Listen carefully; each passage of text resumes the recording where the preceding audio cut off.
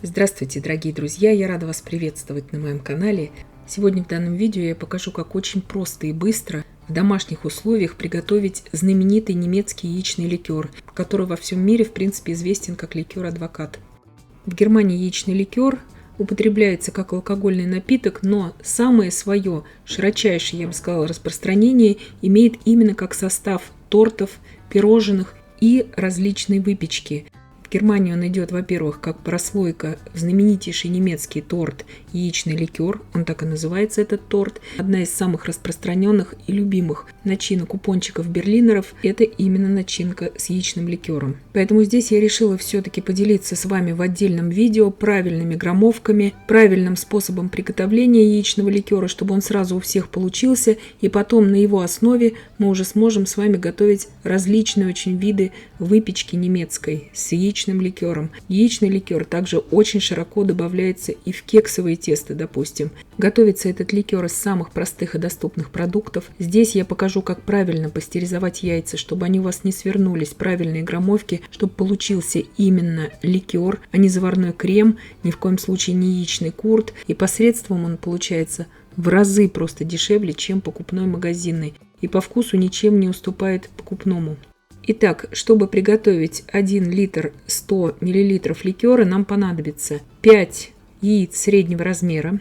Добавляю туда 8 грамм ванильного сахара, 220 грамм сахара, 100 мл молока. Добавляю туда 250 мл сливок. Сливки у меня для взбивания жирные, 32% жирности. Я сейчас объясню в процессе видео, для чего я именно такие жирные сливки добавляю.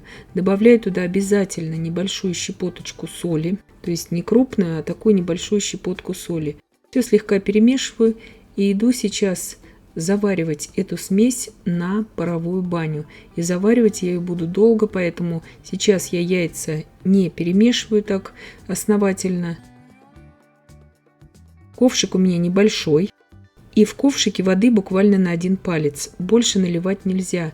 Нам сейчас эту массу нужно доводить до 70 градусов Цельсия и держать ее примерно 5 минут при 70 градусах Цельсия. То есть у меня она на этой паровой бане дойдет примерно за 15 минут до 70 градусов Цельсия. То есть здесь нужно запастись терпением и мешать беспрерывно.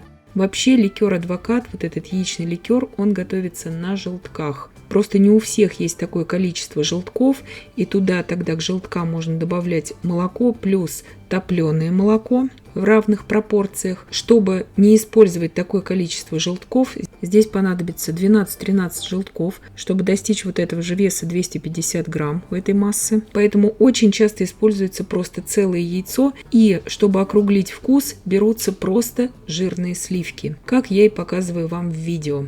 Вода будет постоянно испаряться, поэтому нужно каждые 3 минуты проверять состояние воды в ковшике и постоянно подливать воды, чтобы она была высотой не больше, чем в палец. Вот это очень здесь важный момент. Я думаю, это и понятно, что дно миски ни в коем случае здесь не должно касаться воды.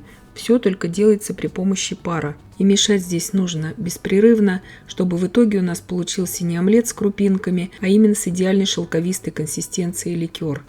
Итак, масса у меня достигла 70 градусов Цельсия.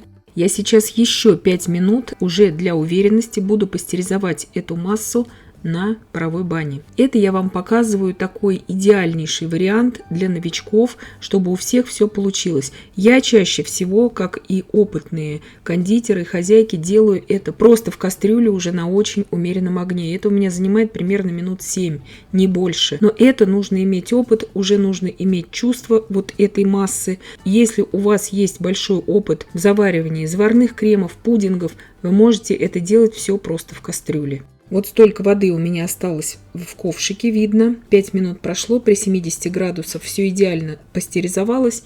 Я уже с уверенностью снимаю все это с огня. И вот сейчас у меня масса простояла практически 2 минуты просто на столе, и она все равно еще держит температуру 69 градусов. То есть это очень хороший результат. Масса имеет идеальнейшую консистенцию, нигде ни крупинок, ни заваренных даже белков, потому что белки, они очень быстро сворачиваются при такой температуре. Но благодаря именно тому, что мы адекватное количество воды наливали в ковшик, и благодаря тому, что мы постоянно это мешали, у нас получилась просто идеальнейшая консистенция у массы. Итак, сейчас я добавляю туда 310 грамм водки 40%. Вы можете брать и другой алкоголь, главное, чтобы это было 40%. Можно немножко выше брать. Вот так вот я перемешала сейчас массу. Вот этот производственный ликер он сделан на желтках, поэтому он более у нас, конечно же, желтый. Вот такая масса. Пока еще в очень теплом виде, но она уже не жидкая. И она сейчас, как только она будет у нас остывать, она будет иметь консистенцию именно идеальнейшего ликера. Я здесь перелила из стеклянной миски в пластиковую с таким носиком, чтобы мне просто удобнее было разливать по бокалам. И смотрите, какая идеальная консистенция. Вливаю в бокалы.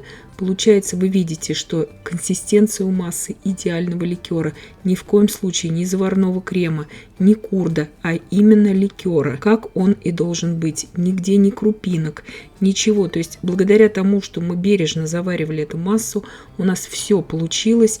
Она у нас идеально пастеризовалась, и в результате мы имеем очень качественный, необыкновенно вкусный продукт, который мы будем использовать впоследствии для выпечки. Если вы захотите этот ликер расфасовать по бутылкам, обыкновенным образом нужно простерилизовать эти бутылки или тару, в которую вы будете разливать, и в горячем виде сразу же закрываем крышечкой и убираем в холодильнике. Он будет храниться 2-3 недели совершенно спокойно в темном месте, в прохладном.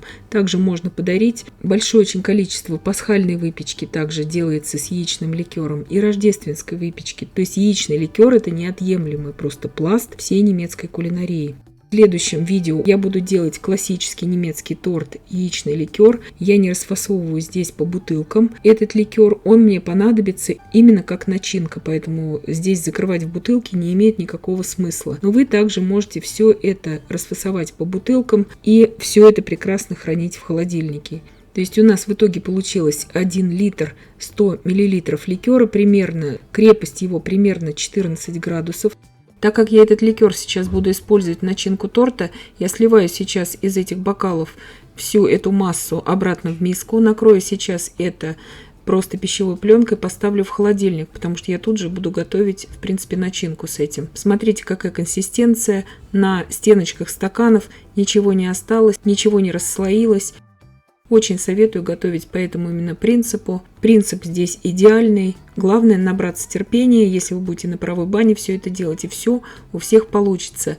Если у вас есть желтки, и если вы не знаете, куда вам их деть, это идеальный способ просто использования желтков. Приготовить с ними яичный ликер для выпечки. И теперь на основе этого ликера, так как будет уже рецепт на канале, можно будет готовить различные очень виды немецкой выпечки. Все буду рассказывать и показывать подробно на канале. И я надеюсь, что видео было полезным и познавательным. Подписывайтесь на мой канал, ставьте лайки, пишите комментарии. Я всем желаю больших успехов и до встречи в новых видео.